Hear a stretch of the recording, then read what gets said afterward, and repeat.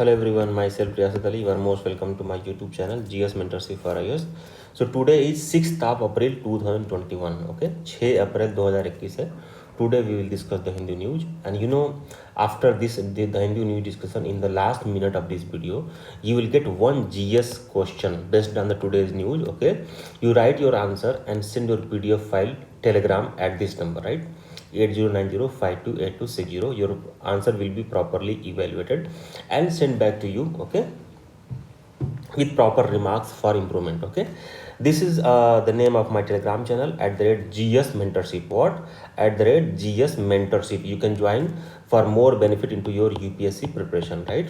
And also I want to announce that this activity, daily the Hindi news discussion and answer writing, and also prelims question solving, right?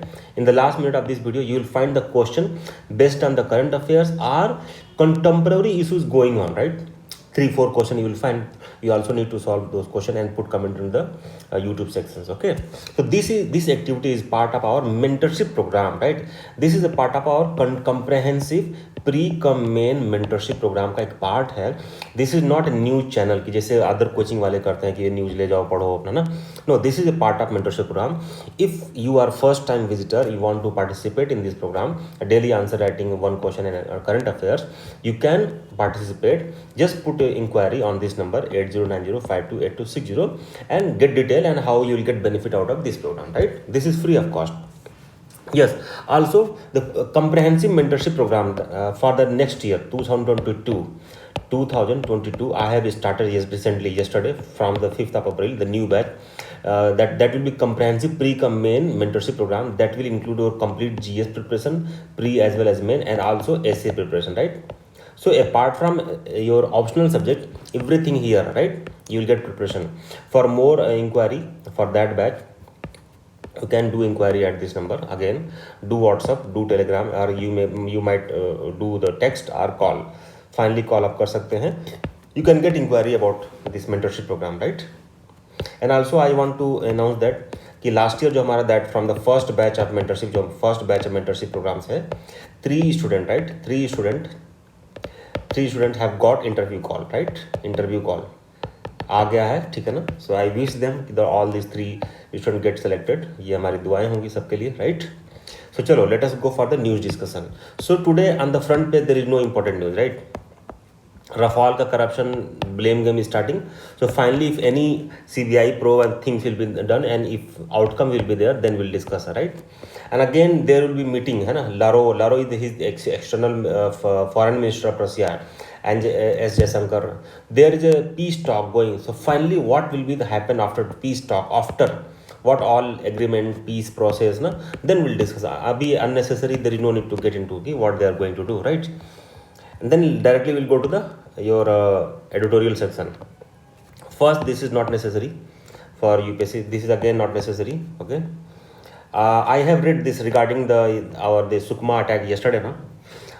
Right. So only one statement was important for you, and that is the lack of road and communication infrastructure in these remote areas. That has been one of the reason for the Maoists being able to use the terrain to use their advantage. Of there have been attack on our security personnel, and 20 personnel have died, have been killed, martyred. तो शहीद हो गए. हमारे लिए फख्र की बात है, but this should be prevented, है ना?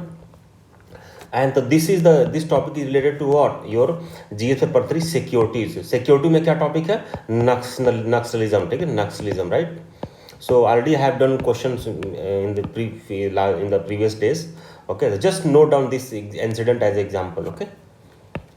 Okay, now this article is very important, very most probable question for the next year. देखो, this year there was a question, right, in the paper 1 society वाला part में, right, कि this COVID has increased the inequalities, right? Critically comment. It was for 140 word, right? This was a question for this year paper 1 GS main UPSC 2020 civil services main examination. Next year there might be a question for the recovery, है ना, इन inequality को reduce करने के लिए ना, what should be strategy, right? This the very heading is saying that the pillars of an inequitable post covid India, right? So what should be post covid, and since you know there is a revival ना, there is a revival of this COVID again, right now.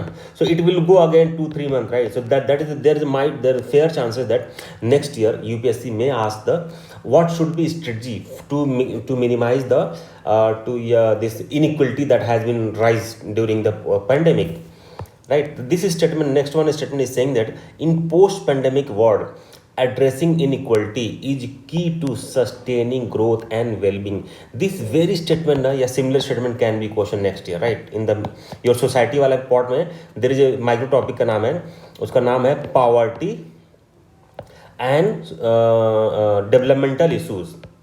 Poverty and developmental issues society में आपका एक micro topic का नाम है, वहाँ पर एक क्वेश्चन आपको सिमिलर टाइप ऑफ स्टेटमेंट है, you will find, you might be find कि ये वाला statement, you might find similar statement in the main examination next year.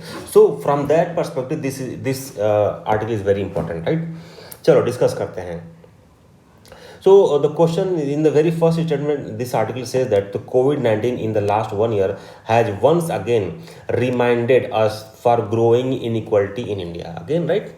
अब देखो एक डेटा है, यू नोट डाउन, एक प्यू रिसर्च रिपोर्ट है ना, PU, this is the institute research centre in based on the Washington US, right? तो note down this research. In a recent PU research report show that India's middle class may have shrunk by 1/3. मतलब India का middle class जो 1/3 population has went to where, poverty level में चला गया, right? Earlier they were middle class but now they have shrunk to poverty level, right? 1/3 population shrunk to poverty. क्या है? India's middle class may have shrunk by a third due to the novel coronavirus pandemic, while number of poor people earning less than 150 per day more than double. मतलब people जो those who are earning more less than one double the number, let us say earlier it is 100, now it has been 200, right? So who says this report? Pew Research report, right? So note down, this is very important article point. Now again IMF, like World Bank, IMF and this ILO, International Labour Organization, also have warned about the rising inequality in several countries including India due to pandemic. This also you note down, right? Now the next it is saying made worse now, right? तो अभी जो Covid आ रहा है ना, it will make worse again, right? This is the heading, right?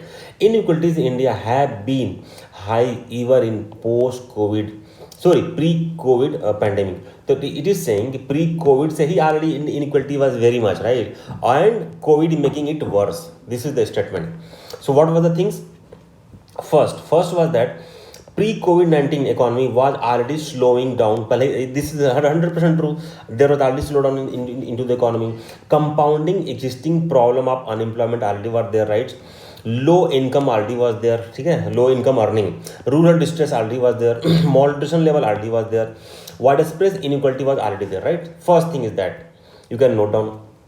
Second one is that India's large informal sector is partially vulnerable. तो कोई informal sector India में जो है ना इज वेरी इनरेबल. कुछ भी चेंजेस होता है इकोनॉमी में ना, कोई भी इंपैक्ट आता है, सबसे पहले this informal sector get affected, right? This is very vulnerable. Inequalities were increasing earlier but the pandemic has widen them further. पर अर्ली ये सिचुएशन तो फर्स्ट वाला अर्ली प्री पैंडेमिक में था, but pandemic has worsen this issues, right? All this above issues. For example यहाँ लिखा, for example share of wage decline compare to the profit. काफ़ी share जो होता था डिक्लाइन कर गया प्रॉफिट का, ठीक है ना? प्रॉफिट मतलब कंपेयर टू प्रॉफिट इंक्रीज कर गया, राइट? लेकिन शेयर ऑफ वेजेज जो है ना, एम्प्लॉयमेंट ना, because less people will work, right? तो ओवरऑल वेज ना will be decline, share of veg will decline, right? And the companies always look like this kind of situation, right? These same things happen when there was a subprime crisis in 2008-9, right? The companies has started firing the people and is increasing burden per person, right? So that was the issue. This is next is a very important data. The quarterly net profit of BSE 200 companies, मतलब BSE Bombay stock exchange top 200 companies has reach to a record high 1.67 trillion in the third quarter of financial year 21 and was up by 57% year on year. मतलब ये हुआ कि informal sector suffering a lot, but these high net worth companies, right, BSE 200 company 200 companies, जिनका last year से जो profit net profit has increase 57% than last year, right, even having after covid. But what happen next? But informal sector and workers have suffered a lot with loss of income and unemployment in the last 1 year. So this means that there are two different category of industry. First, high net worth companies got more benefit, profit, 57% increment, whereas informal sector, all the employment got huge suffering, loss of income, loss of employment, all these issues happen. And you know, जो this companies, the formal sector, we can say, है ना, they have only around, they comprise only 8% of employment in the country, right, whereas informal sector comprise almost 92% of the employment, right. This is the worst condition for the India, right, where 92% of the जो working people have lost their source of income, yeah, affected their income, affected their employment, have been affected, right. And in other word, we can see recovery is more K-shaped with rising inequality. Means K-shaped means, you know what is a K-shape? Let me explain you. How can we explain K-shape? Let us say this is K, right. This is the diagram for this. First one is this is diagram for all net worth company, formal sector, right. Their profit is increasing like this, right. And जो informal sector ये है ना, this is informal sector, तो इसका employment, unemployment declining, employment level and earning income, wages declining like that. So this is the increasing gap, right. This is the what? This is, ठीक है ना, this is increasing gap, right, this is increasing gap, this is increasing rate, this is increasing gap, right. तो this actually this was the question if you draw on the diagram last year UPSC. तो अब इस बार UPSC ये बोलेगा कि ये जो gap है ना, how can we minimise this, right. This is the article about this article, जिससे मतलब इसके लिए है, right. So please keep in mind, UPSC ना पूछ देगा आपसे. तो all these unit you note down ना, ये सब नोट डाउन करो. और इफ यूपीएससी से क्रिटिकली कमेंट ना, सो क्रिटिकली कमेंट मीन्स ना व्हाट यू नीड टू, तो पहले you will show the lacuna issues challenges and then you will discuss the way out, है ना. क्रिटिकली कमेंट है ना, right. Now go ahead. According to Center for Monitoring of Indian Economy, this is again data you note down. Who? According to Center for Monitoring Indian Economy, note down this data. The employment rate is still 2.5 percentage point lower now as compared to the level of pre lockdown, है ना, last year. जो last year जो unemployment rate था, that was already worsening condition में था. उससे भी pandemic का इंपैक्ट से क्या हुआ कि 2.5% और लोअर हो गया, right, because of the pandemic, right. Again, this is very important. Women have lost more job, women, and many out of their workforce. और काफ़ी अपने जॉब से निकल गई हैं, उनको वर्कफोर्स में ही नहीं है. मतलब दो होता है ना, एक वर्कफोर्स है बट जॉब नहीं है, एक वर्कफोर्स भी नहीं है, उसको सीधे घर वाले ने क्या बोला, अभी तुम जॉब छोड़ो, अब जॉब का चिंता ही छोड़ो, अब चलो घर में आ जाओ, हाउस होल्ड में आ जाओ, अपना खाना वाना बनाओ, kitchen work you handle, right. That is again problem. Again inequality has increase in health care and education also. मतलब health care accessibility and education accessibility has also increase. Definitely आपके पास income नहीं है, गरीब है, पुअर है, तो आप अफोर्ड नहीं कर पाओगे health care system. That is the problem. Education में अभी क्या, आप फिजिकल एजुकेशन बंद हो गया, ठीक है ना, you can not, you are poor, you are child of a poor person, right, you will not be able to pay fees. और जो ऑनलाइन सिस्टम आ गया है उसमें आपका डिजिटल डिवाइड का इशू है. You do not have smartphone, you do not have laptop, you do not have tab and all this thing, right. So you will not be able to, even you have internet is not working in your area, right, properly. Digital divide and health care accessibility, these are all issues has increase in the last 1 year, right. So note down, according to whom? According to Center for Monitoring India. This data note down. ये authority आपकी हो जाएगी आपके statement की, right. This will give you extra mark. अगर ऐसे बिना authority की इसको लिखे हुए ये सब लिख दोगे, सेंटर फॉर मॉनिटरिंग नहीं लिखोगे और ये सब सारी बात लिखोगे, might be your word will not put very huge impact on the evaluator. But ये लिख दोगे according to centre of monitoring of Indian economy, this data is there, it will authorise your statement, right. अब देखो बोला कि what should be way out. 3 step plan है ना, a 3 step plan उसमें सोल्यूशन लिखा हुआ है. Way out, right. तो क्या लिखा, we concentrate here on the three prong approach for reducing inequality, right. These are, पहला क्या करना है, first focus on employment and wages, पहला है ना, first is focus on employment and wages. Second is rising human development, human development मतलब education देना है, हेल्थ सिस्टम बढ़ाना है, right, accessibility water, drinking water देना है ना, all this thing. And quasi, quasi universal income, not fundamental right वाला, quasi मतलब जो एलिजिबल है पुअर को, टारगेटेड यूनिवर्सल बेसिक इनकम कह सकते हैं। Quasi means like that, not not कि अंबानी के बेटे को भी, right. Universal basic income and other social safety net, जैसे एम्प्लॉयमेंट सिक्योरिटी है ना, ये वाला सारी चीजें, सोशल सिक्योरिटी फीस, ये सारी चीजें, राइट। तो ये चीजों पे काम करना है। उसमें फर्स्ट क्या है, first certain creation of equality, creation of quality and productive employment is central to inclusive growth approach first, right।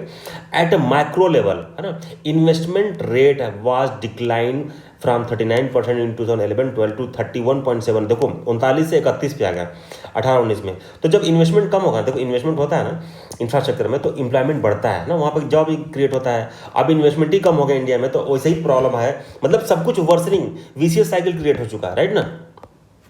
तो उसमें ये बोला कि ये चैलेंज, अगर हमको एम्प्लॉयमेंट क्रिएट ना, क्वालिटी एम्प्लॉयमेंट क्रिएट करना, तो this is the challenge. So how, है ना, ये डेटा है तो इसको नोट कर लो, काम आएगा। Then again investment in infrastructure including construction can create employment.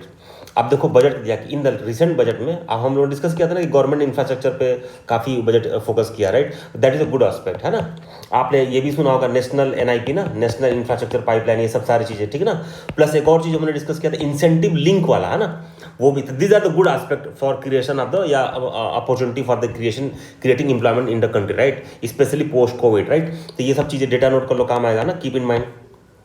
Now again बोला है देयर आर सम चैलेंजेस भी हैं एम्प्लॉयमेंट क्रिएशन में। 7 चैलेंजेस हैं in employment creation, creating productive job for 7 to 8 million per year. तो हम लोग को ना हर साल 70 से 80 लाख हमेशा नया जॉब क्रिएट करना पड़ेगा। मिलियन मतलब 80 लाख के आसपास, 1 करोड़ अराउंड।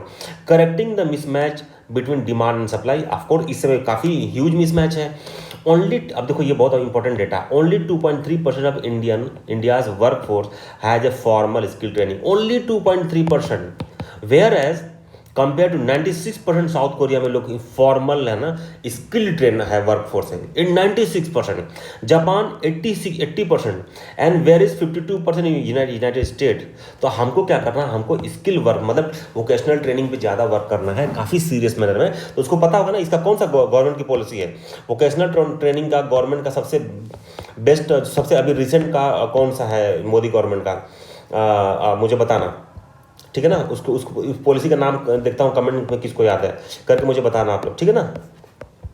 तो हमको स्ट्रक्चरल चेंज करना है, हमको मैन्युफैक्चरिंग सेक्टर को ग्रोथ करना है, this can be engine of growth. तो मैन्युफैक्चरिंग सेक्टर आपको पता है 80s के बाद से स्टैग्नेंट है, उसका है 16-18% ग्रोथ रेट, मतलब क्या आपका कंट्रीब्यूशन है इकॉनमी में। सो यू नीड टू उस पर हाईलाइट करो अपने आप को, ठीक है ना, दिखाओ कि वहाँ पे काम करने की जरूरत है, वहाँ पे इन्वेस्टमेंट करने की जरूरत है, वहाँ पे टेक्नोलॉजी इंपोर्ट करने की जरूरत है, ऑल दिस थिंग्स है, कंप्रहेंसिव मैनर में वहाँ पे काम करने की जरूरत है। और गवर्नमेंट का वहाँ पर क्या करोगे आप, मैन्युफैक्चरिंग हब बनाने की जो गवर्नमेंट का है, इन्वेस्टमेंट हब बनाने का है, सब कनेक्ट करो वहाँ पर, राइट। तो आपका आंसर अपना, आप अपने आंसर को डाइवर्सिफाई कर पाओगे, right.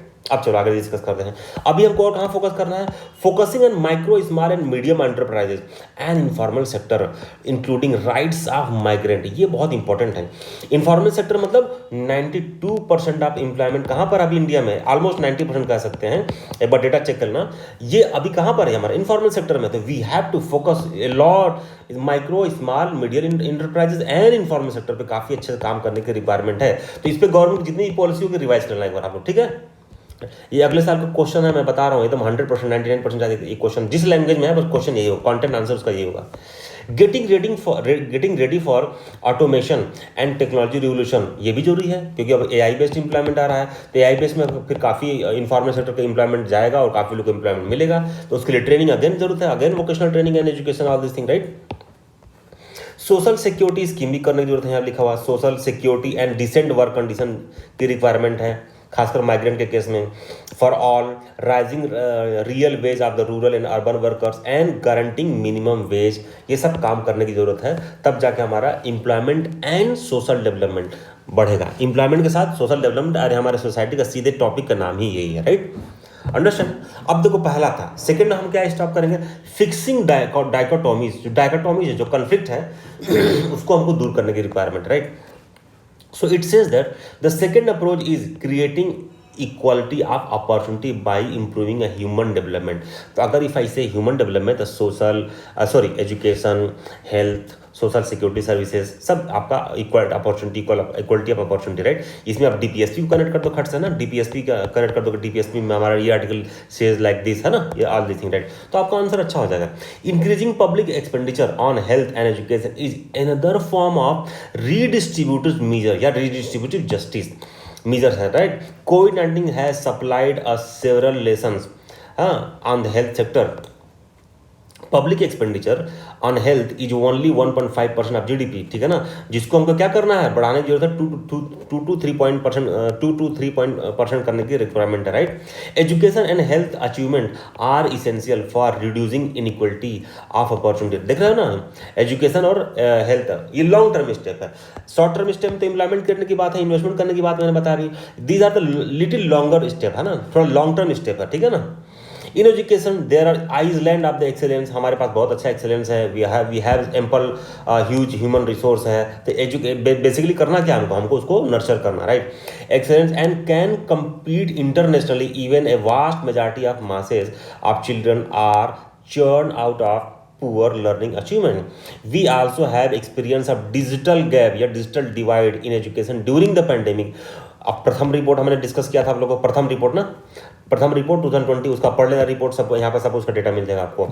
One has to fix this dichotomy in health and education. तो हमको अगर इक्वलिटी क्रिएट करना है और इनइक्वलिटी को मिनिमाइज करना है तो we have to work on these parameter जो अभी मैंने डिस्कस, राइट।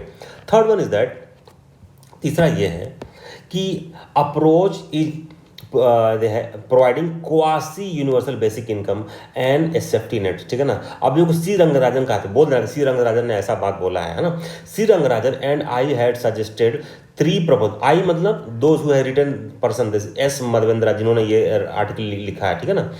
तो C Ranjan and I had suggested 3 proposal on minimizing income, ठीक है ना, for poor and vulnerable section post pandemic. तो क्या रिकमेंडेशन है, पहला है, फर्स्ट है cash transfer to all women above 20 year, पहला, ठीक है ना। सेकंड, ये मैं भी पहले डिस्कस कर चुका हूं कि expending the number of days provided under the MG NREGA, है ना, Mahatma Gandhi national rural employment guarantee act and a national employment guarantee scheme for urban area. I have discuss ना, बताओ मैंने जो गारंटी स्कीम डिस्कस किया था अर्बन के लिए, जो हमने एक बार आर्टिकल डिस्कस, बहुत अच्छा आर्टिकल था वो, उसका उस स्कीम का नाम क्या है मुझे बताना, बस उसका शॉर्ट फॉर्म, जैसे एमजी नरेगा ये लिखते हो ना तो उसका शॉर्ट फॉर्म क्या था ऐसे मुझे बताना, डी से उसका नाम था, ठीक है ना, मुझे बताना, देखता हूँ किसको याद है, कितना आप लोग पढ़ाई करते हो, रिकॉल आपकी कितनी अच्छी है, राइट।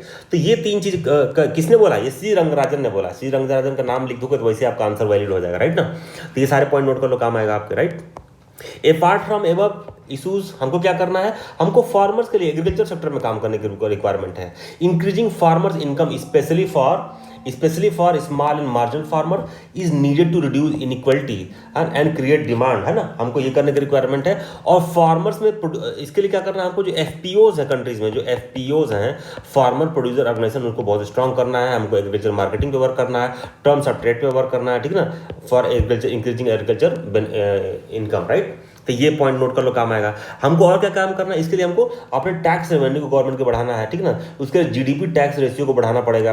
और उसके लिए क्या करना पड़ेगा, देखो सब टैक्स बेस तो वैसे कम हो गया है, सभी लोग पुअर हो गए हैं, मिडिल क्लास पुअर 1/3 तो आपने पढ़ा ना कि 1/3 of the middle class poor category में जा चुका है, तो फिर टैक्स कौन देगा, राइट। हाँ, उसकी रिकवरी का ऑप्शन है, क्या है ऑप्शन, यहाँ लिखा हुआ है, रिचर शुड, है ना, रिचर सेक्शन हैव टू पे मोर टैक्सेस। अब ऑक्सफॉर्म का रिपोर्ट में डिस्कस किया था ना, रिचर जो है मोर रिच हो गए, या अभी जो ये डिस्कस किया मैंने, जो अभी जो बीएससी में जो टॉप 200 कंपनीज हैं, मतलब 57% इनकम उनका बढ़ गया, लास्ट ईयर से 57% प्रॉफिट बढ़ गया। तो दे शुड पे tax in the same proportion also, right ना। अंबानी और जो ऑक्सफॉर्म का रिपोर्ट है कि टॉप 1% रिचर का काफी इनकम बढ़ गया है, तो they should pay the taxes also ना in the same form, so that redistributive justice should be there. तो यहाँ पर लिखा richer section should have pay more taxes. Similarly inequalities between centre and state in finances should be reduce, बिल्कुल सही बात है। State budget को और फोकस करना चाहिए, state budget must be strengthen to improve the capital expenditure on physical infrastructure and spending on the health education social safety. किस पे? Health education social safety net, right. तो ये सारी चीजें हैं। अपार्ट फ्रॉम इकोनॉमिक फैक्टर के अलावा भी हमको क्या काम करने की जरूरत है? नॉन इकोनॉमिक फैक्टर पे काम करने की रिक्वायरमेंट है। फॉर एग्जांपल ये है डीपनिंग डेमोक्रेसी। अभी हमारा डेमोक्रेसी क्या हो रहा है? वीक हो रहा है ना। आपने देखा होगा फ्रीडम इंडेक्स पे हमारा भी यार रिपोर्ट आया है, ठीक है ना। सब पे हर जगह हमारा जो हम पार्शियली फ्री है ओनली, जो अभी प्रेस फ्रीडम रिपोर्ट आया, राइट। और अदर इंडिकेटर्स पे हमारे जो डेमोक्रेसी के जो रेटेड इंडिकेटर्स हैं वहाँ पे हमारे इंडिसेस काफ़ी लोअर डाउन हो रहे हैं, राइट। तो हमको वो भी काम करना है, राइट। एक प्रॉपर ना एक पीस एंड पीसफुल इन्वायरमेंट होना चाहिए कंट्री के अंदर, राइट। पॉलिटिकल इन्वायरमेंट होना चाहिए, राइट। हेट स्पीचेस को हमको कर्व करने की रिक्वायरमेंट है, क्योंकि हेट स्पीच रहेगा तो वैसी सोसाइटी डिवाइडेड रहेगी, तो again situation will worse, right. अभी यहाँ तो इस समय ऐसा होगा कि कोई मंदिर में मुस्लिम घुस रहा है या कोई इसके उसके घुस रहा है तो वहाँ मारपीट लड़ाई झगड़े हो रहे हैं, right. This should not happen, right, because we are democracy country, we have our constitution give equal regard to all religion, right. तो दिस थिंग्स शुड बी जो है आपको होना चाहिए, राइट। तो these all parameter was very important for the next year examination, note down and keep in to mind, right. देखो ये सारे आर्टिकल फालतू सब हैं। ये भी लग रहा है, हेडिंग देख के लग रहा है कि बहुत अच्छा आर्टिकल होगा, राइट। व्हेन आई रेड ना, इसमें मैंने पढ़ाई किया तो कुछ फालतू सब है, कोई मतलब नहीं है, राइट। हाँ, ये एक अच्छा सा पॉइंट है, फ्री एंड अनहिंडर्ड जस्टिस। तो अभी देखो क्या हुआ, इसको मैं डिस्कस करता हूँ यहाँ पर। इन्होंने अननेसेसरी ना इसको बहुत लंबा कर दिया है इतना लिखने के लिए, ये एक पैराग्राफ का बहुत अच्छा पॉइंट है। देखो अभी क्या हुआ है, पैंडेमिक के टाइम पे पब्लिक मूवमेंट हो गया, तो अभी ना वर्चुअल हियरिंग ना या ऑनलाइन हियरिंग, राइट, तो सुप्रीम कोर्ट ने किया था, तो that is good option, right. तो उसी पे आर्टिकल की वर्चुअल हियरिंग से क्या हुआ कि जो हमारा एक्सेसिबिलिटी बढ़ जाएगी, राइट।